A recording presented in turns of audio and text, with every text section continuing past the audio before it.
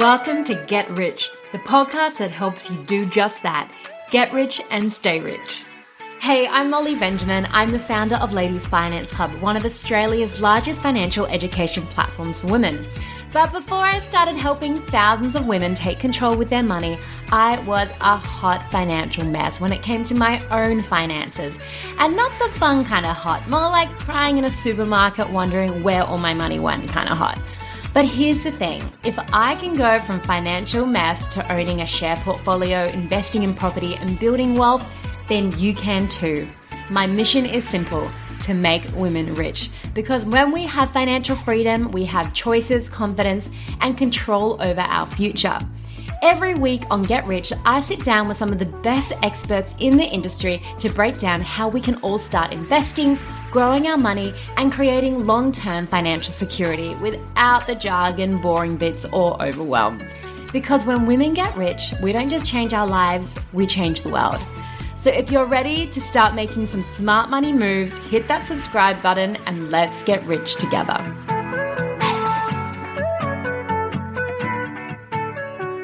Hey ladies, welcome back to another episode of Get Rich. Now, we're all pretty familiar with Spotify Wrapped. It shows you your most played songs, what age demographic you are. By the way, I was 73 and I was like, okay, Spotify, whatever. But we're going to consider this episode your property Wrapped for 2025. So today we're breaking down what really happened in the Australian property market this year and the markets that surprised everyone. The ones that kept booming and the ones that finally recovered. And overall, what does that actually mean if you're thinking about buying or investing in 2026? And as always, to help us unpack this, I'm joined by Arjun Paliwal from InvestorKit as we dive into the data behind the headlines, from growth cities and price points to buyer behavior, investor trends, and the big mistakes people made in 2025. Think of this episode as your end-of-year property recap, minus the hype, plus maybe the insights you actually need and can help you in the future. I hope you enjoy our second final episode for 2025. Let's jump in. So as I mentioned in the intro, we're going to do a bit of a Spotify Wrapped, but a property Wrapped 2025 Investor Kit edition. So to kick us off, Arjun, how would you sum up 2025 in one word from a buyer's agent perspective? I would say one word. Okay, it's tough. Recovery. Yeah. Okay. And any thoughts about why recovery? Yeah. So we saw moments in the last year and a half where the markets had weakened for most of 2024 on a national level. 2025 was off to a slower start. We saw 23 really pick back up after the weaker 22 when interest rates first started going up. But then nationally, we've seen over the last 6 months, like the ending half of 2025, a good recovery everywhere. So even those cities that were like slowing down or moving backwards have gone into the positive. And then those cities that were going strong have kept on keeping on. Love it. Okay, so recovery is the word of 2025. And what would you say were maybe high level, the top 3 trends you saw across the market this year? So the number one trend I would say is that Darwin came out and was the number one performing market for 2025. Housing values up over 17% in 2025, which is pretty solid as per CoreLogic. And when it comes to the second trend, I'd say, is those strong markets that were going really well over the last 6 years has been, the WA, SA, and Queensland states. And they have kept going on. People have been looking at 22 and said, that's the end. At 23, they said that's the end. At 24, they said that's the end. 25. So, yeah, sure, a broken clock is eventually right. But the main thing is most people have been wrong, and these 3 markets have continued to defy expectations and have grown really well. And the third and final trend is that the regional Victorian and regional New South Wales, or just New South Wales and Victorian recoveries are finally back, alongside Tassie. But when I say finally back, it's like they've been doing sort of 3 to 5% growth rate, sometimes even backwards over recent years. But in the last 12 months, they're back in that long-term average of around 5 to 6% growth rates. So when you're back at that long-term average, you're recovering. And because they're such large states, they move a lot of the national figures. So Australia is back up 7.5% over the last 12 months, which is above long-term averages. Long-term averages of property are between 5 and 7%. So if you're over 7%, with regionals leading the way at 8.6%, that means 2025 has been a strong year, hence the word recovery. Yeah, absolutely. And like looking at, that recovery, would you say 2025 was more a buyer's year or a seller's year, or it was a little bit of both? I'm going to say it depends where. Yeah. We're looking at the markets of Victoria and New South Wales. The start of 2025 was a buyer's year. Yeah. It's ended though, now transitioning towards a seller's year. Yeah. If you're looking at WA, Queensland, SA, all over the states, seller's year. And it's been hard to get into those markets. So that's my summary in terms of like the nation. It's definitely, it depends where. Yeah. And what price points did you see the most activity in? Was it like the 800,000, the million, or more below that, around the 500? Yeah, I would say that the most affordable markets are still the biggest winners in terms of growth. So if we have a look at Brisbane, the affordable markets have been, growing pretty aggressively. If we look at Adelaide, the same thing. Perth was very much the same thing, but it is starting to change. What I would say is that 2025 was still the year of that sort of 550 to 750 budgets being the best performers. But as we go into 2026, it's likely to be the 650 to 950. Yeah, nice. And well, for my own little example of I bought a place 550, my partner bought a place in Darwin 650, that literally lands right in the middle of that range. Yeah.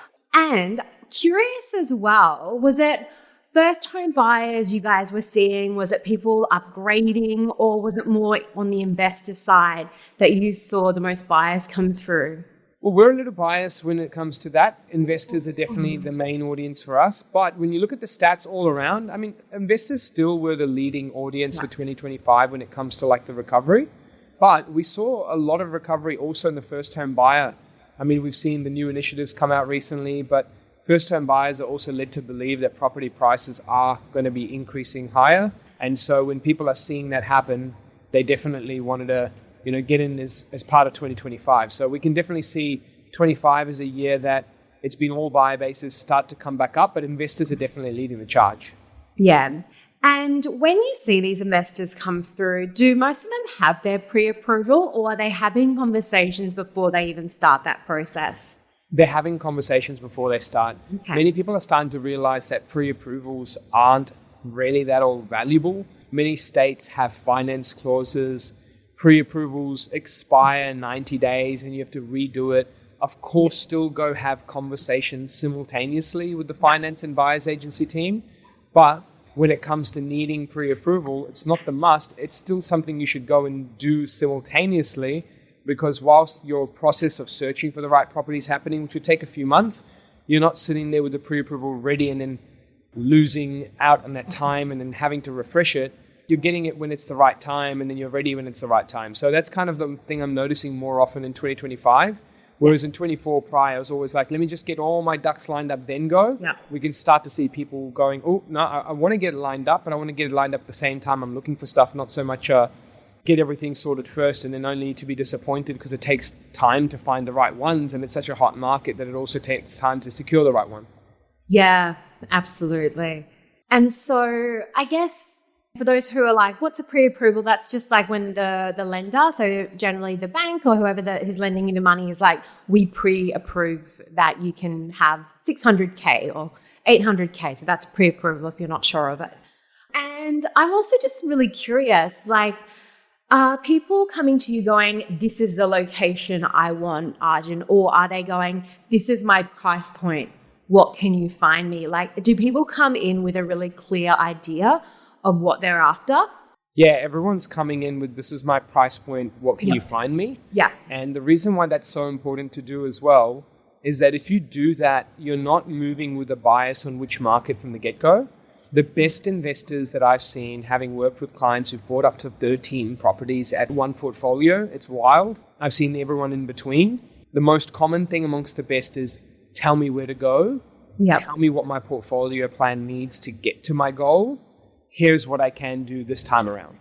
And the benefit of that is that you get guided by data, not a comfort of where you want to go, and then you look for support in the area of where you want to go. Absolutely. And it's looking at it like a business decision, not like an emotional decision, which I love. I was speaking to a lady just yesterday and she lives in Byron Bay. She's got a price point of 600K. And so I introduced her to the concept of rent vesting. I'm like, hey, if Byron Bay is out of your price point, which at 650 it probably is, have you heard about rent vesting? And she hadn't actually. So I was like, it's such a good option for people where if they live in an area that they love but can't afford, they can continue to rent there, but buy somewhere else where they're seeing that capital growth. And I guess as well, like once someone engages with you guys, on average, how long does it take to buy once? Again, it might be like, obviously depending on, but like atypical, like standard average time, how long does it actually take for you guys to find a property for them? So we typically say 2 to 4 months is the most average time. When it extends out, I have seen it go out to 3 to 5 months. Yeah. But the good news is on both those scenarios, the 2 to 4 or 3 to 5 is faster than the typical Aussie would do anyway. Most people refresh their pre-approval almost 2 times. So when it comes to 2 times, the pre-approval is usually valid for 90 days. So they refresh it once, but they have it once, so we count it as 2 times. So that's where most people will then have it be 6 months instead of the 2 to 4 or 3 to 5 that we achieve. So I would say that from that perspective, that's how long. And when you're having all that data and research behind it and having all that kind of focus on certain areas and then follow 20 points of due diligence and avoid overpaying and you get access to properties not on the internet, it's clear that you're filtering out so much, and to still get that within 2 to 4 is pretty special. So 2 to 4, 3 to 5, it still beats the typical Aussie at 6. Yeah, that seems quite fast. That you can just be like, okay, boom, boom, boom, boom, which is great to hear. And how often do you find now that buyers are competing with buyers agents when they go to a sale? I know it's becoming a lot more popular. A lot more people are outsourcing that to experts because they're like, hey, I know nothing about property. Let's get someone who does it every day. I guess, what are you seeing in that space? Yeah, so I personally feel that we're going to get to a point where in the long term, it'll just be the only way. Yeah. And the majority way. That is the long term, but that takes a long time to get there, hence it's long term. But in the interim, it's like if you want to buy using data and if you want to buy in the right places using data and you want to avoid overpaying, have the right due diligence, have the right access to more properties, then that's where you will see a lot of buyers agents compete against you. Yeah. And look, some people want to do it without one, and that's cool. And some people want to do it with one because they can see that happening, and it's frustrating to keep missing out to those who might be better connected or have better relationships or have better data to find the right ones in the right pockets, and you might go to that secondary pocket. So these are just considerations people have to have in their journey if they're trying to be more data-driven. It's better to have a team aside, not just from the actual deal itself, but if you get the right team who builds portfolios, then you get guidance beyond the purchase. You get guidance to actually get to your goal. Yeah, I know a trend I'm definitely seeing, or two with Ladies Finance Club when it comes to buyers agents are they're just sick of missing out and they're like, okay, this is kind of getting a bit too much for me. I need to outsource this to someone who's going to be able to secure me a property because they're like, I've missed out on my 10th property. And the other one, I'm speaking to a lot of mortgage brokers just in Ladies Finance Club, and a lot of them see way more successful sales and much faster sales when the person has engaged with a buyer's agent as well. So yeah, that doesn't surprise me at all. And I read just as well, this is again, curiosity for our Spotify wrap up, like and obviously just within like the world you're in, how many properties are you seeing going via auction versus private sale? So there are some cities where a majority of properties are auctioned when you come to like the likes of Sydney, Melbourne, and the premium parts of even Brisbane, Adelaide. Yeah. But what I'm finding is that for us, auctions are now representing a very small percentage. Like it's still like less than a couple percent of transactions. I do see a trend though that in 2026, it's going to rise. Yeah. Only because the certain cities and states showing a lot of the promise are going to be those where auctions are more common and more regular. So yeah. Awesome. How often were you guys able to negotiate on behalf of your clients, or like you just went with the price that it was going at? Yeah, so we find it depends on the market. So if you have markets that are like early adopter markets, you just have better negotiation power, right? Yeah. We're able to get markets that are better there. And then in higher markets that are hotspots, the whole idea isn't how well you negotiate, it's how you avoid overpaying. Yeah. So in certain cycles, it's like, what's the best deal, the steal that you can get? Yeah. In certain cycles, it's like, what can you pay to make sure you get into the market but avoid looking silly? So it's all about just finding that balance whenever which market you're in, because those markets that are really hot, you still want to get into them because the growth is going to carry you forward. Yeah, awesome. What was the biggest reason buyers missed out on properties this year, do you think? The biggest reason buyers missed out on property this year was just trying to tick every box on the checklist. In my opinion, when it came to the buyers that we saw that missed out, it was, I wanted the perfectly square block on 500 plus square meters with this size bedrooms, with no works to be done, and then no things that were quirky or odd, and I want to do it under 600K. And so it's like the budget control with the needing to tick every box and to have it all perfect and to have the time to have that perfect is what buyers have held back in terms of being able to hit their goals fast enough or be able to move on the right opportunity. So I feel like as prices rise across Australia and the 550, 650 becomes less common, the thing is the expectations need to move with it, with what you can get from the property. Yeah. And if it doesn't, people will not want to make a move and they'll hold themselves back a lot in their long-term performance. Yeah. Or they'll make moves that feel really comfortable and go to units and areas that they think look good or feel good, but don't really produce a good result. Yeah, so kind of like a bit of an unrealistic expectation from people trying to find that, the dream property, but it doesn't need to necessarily be the dream property. It just needs to tick enough boxes and make sure it's in the right area. Absolutely. Awesome. And I would love to know, Arjun, what was your most satisfying win you saw with a client for 2025? Ooh, my most satisfying win for a client in 2025, I would say it's not so much the actual purchase. It's doing something where we do portfolio reviews. Yeah.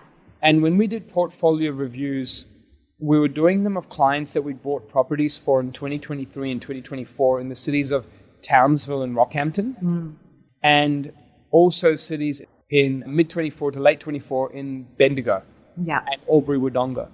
So I want to mention these four examples in particular for two different reasons. The ones we'd bought in Townsville and Rockhampton who wanted to get that Queensland exposure, we predicted double-digit percentage growths to happen in 2025, but we were shocked as to how much happened. Wow. One couple, Alina and Shane, I bought them a property for $385,000 in Townsville and $410,000 or $415,000 in Rockhampton. And those two properties are now worth high fives to low sixes. So that's over 40% gain in 1.5 years for both purchases. Now, we did not forecast that, but we forecasted double-digit percentages. It was just wild as to how much it continued to snowball. Yeah. Then if we look at the other ones in Wodonga and Bendigo, what really surprised me there, I mean, it wasn't a surprise, sorry, it was like a surprise of like when people had purchased with us in those markets in 24, our forecast actually said -3 to +3% growth. So we'd bought there knowing that it wasn't going to be a stellar 6 to 12 months in those markets. And the forecasts were correct. Throughout 2024, they weren't high performers. Yeah. But it was because we were timing their cycle to be early and get there before anything happened. And then all of a sudden, now throughout 2025, those two cities have grown double-digit percentages. They've grown between 10 to 13% for those two cities. So now it's like, awesome. Not only did it do what we thought it would do in 24, the -3 to +3 forecast, but then secondly, it's doing what we thought it would do in 25 and 26, and it's picking back up in the new cycle starting. And those two are very satisfying moments because I got people into markets where I'm like, I know this is going to pop, and it popped more.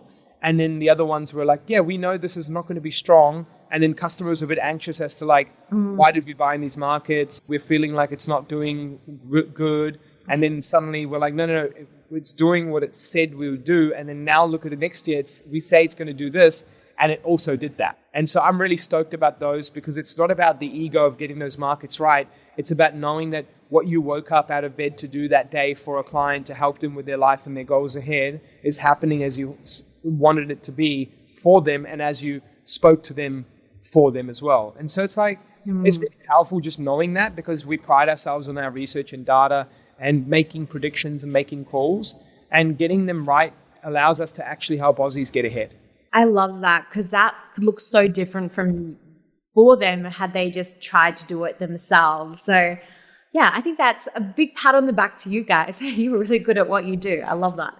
And then my last two questions is if we shift from our 2025 property wrap to 2026, what is one stat buyers should care more about in 2026?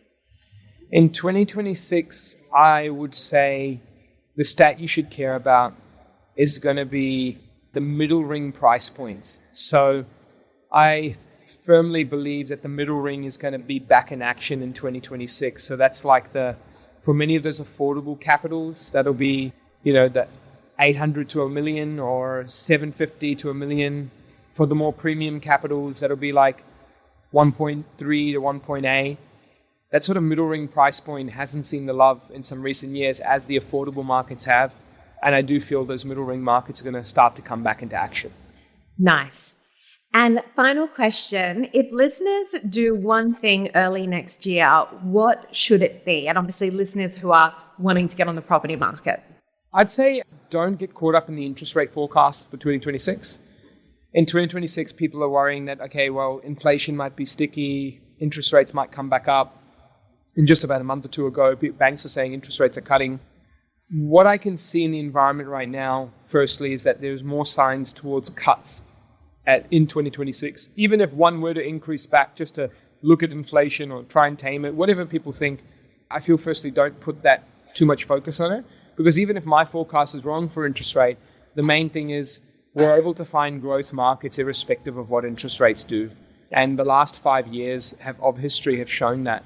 Actually, the last 15 years has shown that. You take a look down 2010 to 2025, that's now a good 25 years.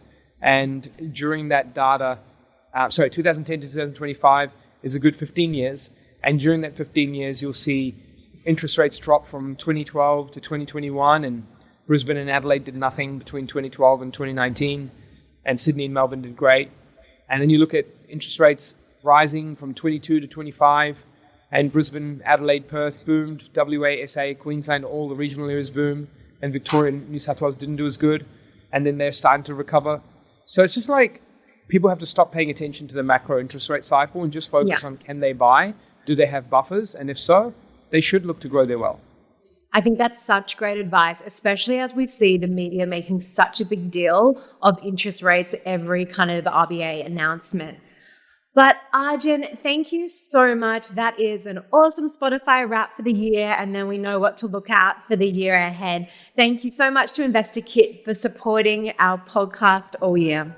You're welcome. It's been a great 2025 together, and looking forward to some more special times in 2026 with more property updates for everyone. Absolutely.